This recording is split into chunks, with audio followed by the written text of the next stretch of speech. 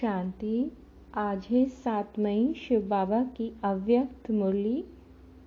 परमात्म पालना और परिवर्तन शक्ति का प्रत्यक्ष स्वरूप है सहज योगी जीवन। परमात्म पालना और परिवर्तन शक्ति का प्रत्यक्ष स्वरूप है सहज योगी जीवन। आज बाप दादा हर एक बच्चों के मस्तक पर विशेष श्रेष्ठ भाग्य की 3 लकीरें देख रहे हैं। सर्व बच्चों का भाग्य तो सदा सर्वश्रेष्ठ है ही, लेकिन आज विशेष 3 लकीर चमक रही है। क्या कह रहे हैं बाबा कि आज विशेष 3 लकीर चमक रही है। एक है परमात्म पालना के भाग्य की लकीर और दूसरी है बेहद के ऊंची ते उच्च पढ़ाई के भाग्य की लकीर। तीसरी है श्रेष्ठ मत प्राप्त होने के भाग्य की लकीर।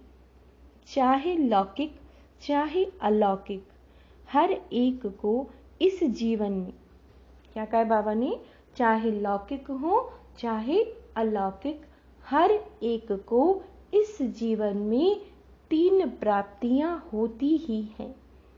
पालना भी मिलती है, पढ़ाई भी मिलती है और मत भी मिलती है। 3 चीज मिली। कौन सी? पालना, पढ़ाई और मत।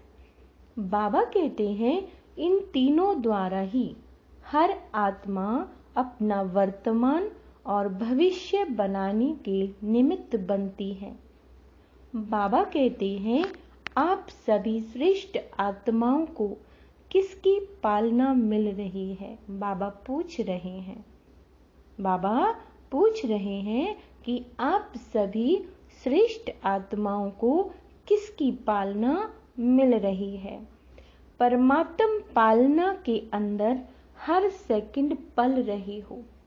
जैसे परम आत्मा ऊंचे ते उच्च है, तो परमात्मा पालना भी कितनी श्रेष्ठ है। और इस परमात्म पालना के पात्र कौन बने हैं? बाबा पूछ रहे हैं। और कितने बने हैं? सारे विश्व की आत्माएं बाप कहती हैं, लेकिन पालना और पढ़ाई के पात्र नहीं बनती। सारी दुनिया की आत्माएं क्या कहती हैं? बाप कहती हैं। और बाबा कहते हैं लेकिन वो आत्माएं पालना और पढ़ाई के पात्र नहीं बनती। और आप कितनी थोड़ी सी आत्माएं इस भाग्य के पात्र बनती हो। सारे कल्प में यही थोड़ा सा समय परमात्म पालना मिलती है। दैवी पालना, मानव पालना, ये तो अनेक जन्म मिलती है, लेकिन ये श्रेष्ठ पालना अब नहीं तो कभी नहीं। ऐसे श्रेष्ठ भाग्य की श्रेष्ठ लकीर सदा अपने मस्तक में चमकते हुए अनुभव करते हो। बाबा पूछ रहे हैं कोई भी प्राप्ति सदा करना चाहते हो या कभी कभी करना चाहते हो? फिर से सुनो, बाबा कह रहे हैं कोई भी प्राप्ति सदा करना चाहते हो या कभी कभी करना चाहते हो, तो प्राप्ति का पुरुषार्थ भी सदा चाहिए। क्या कहा बाबा ने? पुरुषार्थ जो प्राप्ति है तो पुरुषार्थ भी कैसा चाहिए? हमेशा करोगे ना या कभी चाहिए? बाबा पूछते हैं। और सदा तीव्र चाहिए या कभी साधारण, कभी तीव्र? प्रैक्टिकल क्या है? चाहना और प्रैक्टिकल में अंतर हो जाता है ना। सोचते तो बहुत हो लेकिन स्मृति में कम रखते हो। सोचना स्वरूप बनना या स्मृति स्वरूप बनना है? क्या कहा बाबा ने? सोचना स्वरूप बनना है या स्मृति स्वरूप बनना है? स्मृति स्वरूप बनने वाले हो ना, तो एक बात भी स्मृति में रखो।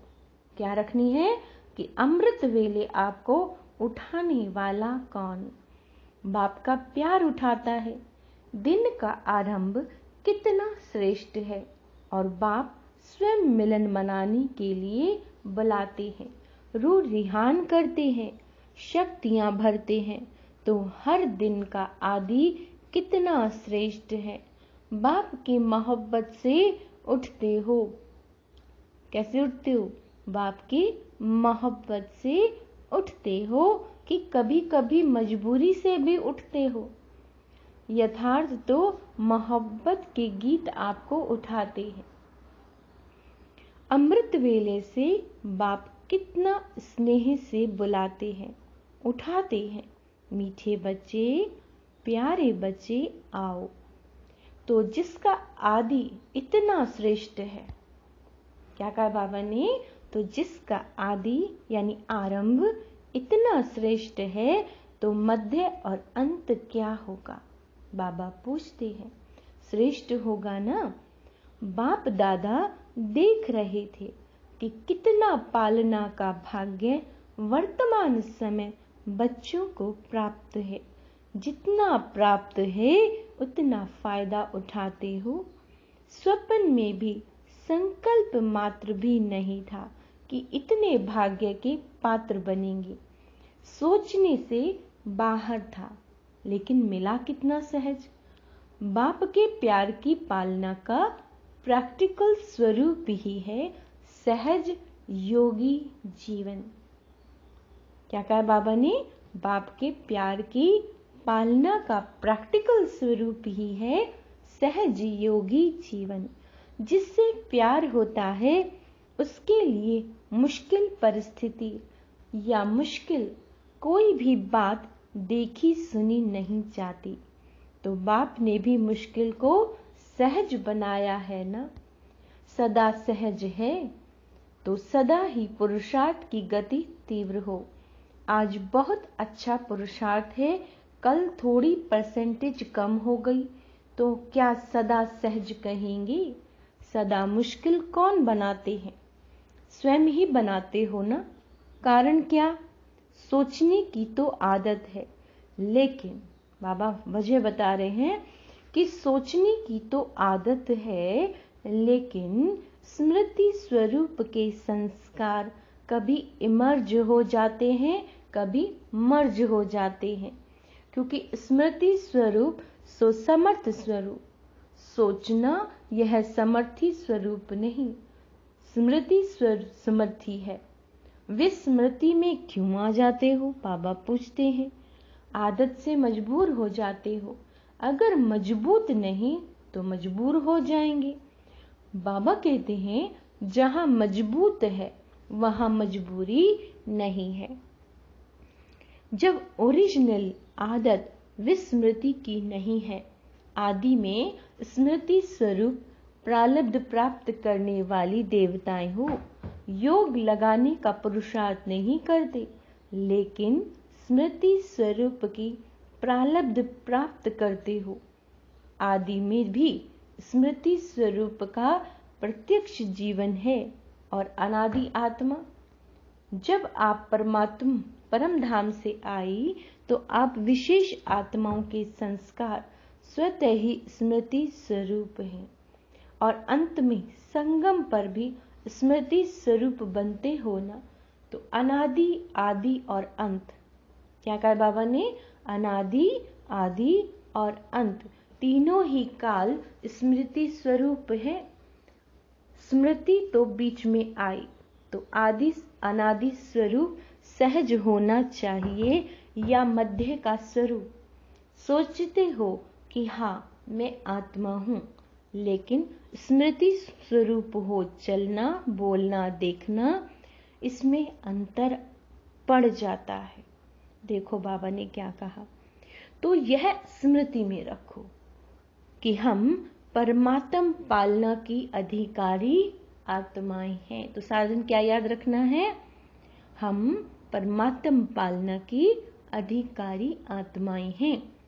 बाप दादा चार्ट चेक करते हैं तो लकीर कभी ऊंची कभी नीची होती है, कभी कोई दाग होता है, कभी जीवन के कागज में कोई दाग नहीं भी होता और कोई समय दाग ही दाग। एक पीछे, बाबा कहते हैं एक पीछे दूसरा, दूसरे के पीछे तीसरा दाग ही नजर आते हैं। क्यों? आज बाबा दाग की बात कर रहे हैं। एक तो गलती हो जाती है, लेकिन गलती होने के बाद भी उसी गलती को सोचते रहते हो, क्यों, क्या, कैसे, ऐसे नहीं वैसे, कई रूप से बात को छोड़ते नहीं हो। बात आपको छोड़कर चली जाती है, लेकिन आप बात को नहीं छोड़ते हो। जितना समय सोचने स्वरूप बनते हो, यथार्थ स्मृति स्वरूप नहीं बनते हो, तो दाग के ऊपर दाग लगते जाते हैं। पेपर का टाइम कम होता है, लेकिन व्यर्थ सोचने का संस्कार होने के कारण पेपर का टाइम बढ़ा देते हो। सेकंड पूरा हुआ और निर्विकल्प स्थिति बन जाए, यह संस्कार इमर्ज करो। क्या कहा बाबा ने? निर्विकल्प स्थिति बन जाए, यह संस्कार इमर्ज करो। निर्विकल्प बनना आता है ना? अपने श्रेष्ठ भाग्य को स्मृति में लाकर सदा हर्षित रहो। अपने परमात्म पालना को सदा बार बार स्मृति में लाओ। अपनी परमात्म पालना को बाबा कहते हैं, सुनना भी आता है, सोचना भी आता है, लेकिन फर्क क्या पड़ जाता है? बाप दादा बच्चों का खेल देखते रहते हैं। सारे दिन में क्या क्या खेल करते हैं, ये रात्रि को चेक करते हो ना। माया के खिलौने बड़े आकर्षण वाले हैं, तो उन खिलौनों से खेलने लग जाते हो। पहले तो बहुत प्यार से माया खेल कराती है, और खेल कराते कराते जब हार खिलाती है, तब होश में आते हैं। मेजॉरिटी में एक विशेष शक्ति की कमी रह जाती है। कभी बहुत अच्छे चलते हो, कभी चलते हो, कभी उड़ते हो, कभी बढ़ते हो। बाबा कहते हैं, लेकिन फिर नीचे क्यों आ जाते हो? इसका कारण क्या है? परिवर्तन शक्ति की कमजोरी है। दूसरा क्या बताया बाबा ने? परिवर्तन शक्ति की कमजोरी है। समझते भी हो कि ये यथार्थ नहीं है, ठीक नहीं है, लेकिन परिवर्तित होने की कमी हो जाती है। बाबा कहते हैं, ब्राह्मण जीवन में परिवर्तन में आ गए। ब्राह्मण जीवन में परिवर्तन में आ गए। अब कोई कहेंगे कि मैं ब्राह्मण नहीं हूं। सभी अपने को बीके लिखते हो ना, हम ब्राह्मण हैं, ये समझते हो ना। ब्राह्मण जीवन में जो परीक्षाएं आती हैं, उसमें परिवर्तन करने की शक्ति आवश्यक होती है। अंडरलाइन करेंगे कि ब्राह्मण जीवन में जो परीक्षाएं आती हैं, उसमें बाबा ने कहा परिवर्तन करने की शक्ति आवश्यक होती है। जब व्यर्थ संकल्प चलते हैं, तो समझते भी हो कि ये व्यर्थ है, लेकिन व्यर्थ संकल्पों का बहाव इतना तेज होता है, जो अपनी तरफ खींचता जाता है। जैसे नदी का व सागर का बहुत फोर्स होता है, तो कितना भी अपने को रोकने की कोशिश करते हैं, फिर भी बहते जाते हैं। समझते भी हो, सोचते भी हो कि ये ठीक नहीं है, इससे नुकसान है, फिर भी बहाव में बह जाते हो। इसका कारण क्या है? बाबा कहते हैं, परिवर्तन शक्ति की कमी। अंडरलाइन करेंगे इस शब्द को, परिवर्तन शक्ति की कमी। पहला विशेष परिवर्तन है स्वरूप का परिवर्तन। मैं शरीर नहीं, लेकिन आत्मा हूं। यह स्वरूप का परिवर्तन है। क्या करना है वो भी बाबा बता रहे हैं। यह आदि परिवर्तन है। इसमें भी चेक करो, तो जब देह भान का फोर्स होता है, तो आत्म अभिमान के स्वरूप में टिक सकते हो या बह जाते हो? बाबा पूछ रहे हैं। अगर सेकंड में परिवर्तन शक्ति काम में आ जाए, तो समय संकल्प कितने बच जाते हैं, वेस्ट से बेस्ट में जमा हो जाते हैं। बाबा कहते हैं, पहली परिवर्तन शक्ति है स्वरूप का परिवर्तन और स्वभाव का परिवर्तन। पुराना स्वभाव पुरुषार्थी जीवन में धोखा देता है। समझते भी हैं कि यह मेरा स्वभाव यथार्थ नहीं है, और यह स्वभाव समय प्रति समय धोखा भी देता है। यह भी समझते हो, लेकिन फिर भी स्वभाव के वश हो जाते हो। फिर अपने बचाव के लिए कहते हो कि मेरा भाव नहीं था। क्या कहते हैं? मेरा भाव नहीं था, मेरा स्वभाव ऐसा है। मैं चाहता हूं या चाहती नहीं हूं, लेकिन मेरा स्वभाव है। बाबा कहते हैं ब्राह्मण बन गए तो जन्म बदल गया, संबंध बदल गया, माँ बाप बदल गए, परिवार बदल गया, लेकिन स्वभाव नहीं बदला।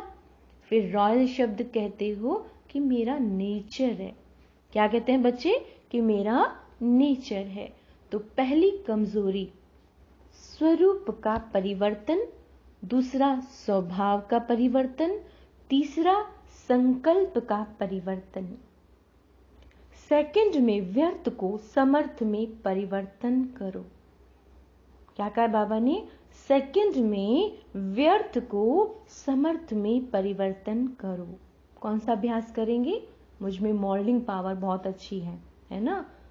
कई समझते हैं बस आधा घंटे का तूफान था, आधा घंटा 15 मिनट चला, लेकिन आधा घंटा व 15 मिनट की कमजोरी संस्कार बना देती है ना। बहुत गहरी लाइन बोली बाबा ने कि जो 10-15 मिनट का भी है वो कमजोरी संस्कार बना देती है। जैसे शरीर में अगर कोई बार बार कमजोर होता रहे शरीर से, तो सदा के लिए कमजोर बन जाते हैं। तो 15 मिनट कोई कम नहीं है। संगम युग का एक एक सेकंड वर्ष के समान है। तो ऐसे अलबेले नहीं बनो। भल थोड़ा ही चला, लेकिन गवाया कितना। जब कदम में पदम कहते हो तो 15 मिनट में कितने पदम उठेंगे और कितने पदम गवाए। जमा में तो हिसाब अच्छा रखते हो कि कदम में पदम जमा हो गया, लेकिन गवाने का भी तो हिसाब रखो, बाबा कहते हैं। तो ना चाहते हुए भी संस्कार खींचते हैं।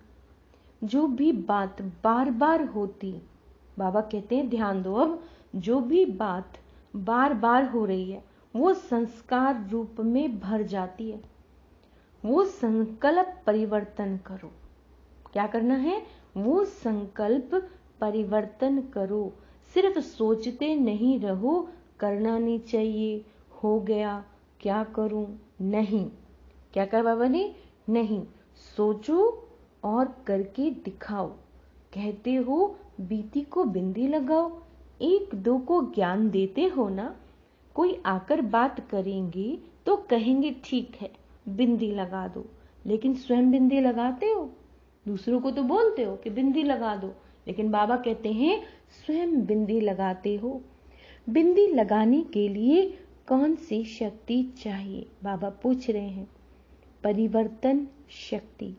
परिवर्तन शक्ति वाला सदा ही निर्मल और निर्माण रहता है। देखो बाबा ने क्या बोला, परिवर्तन शक्ति वाला सदा ही निर्मल और निर्माण रहता है।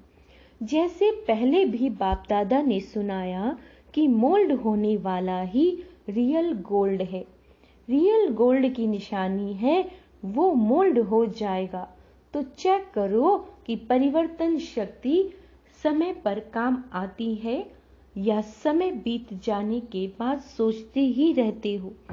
तो परिवर्तन शक्ति को बढ़ाना है।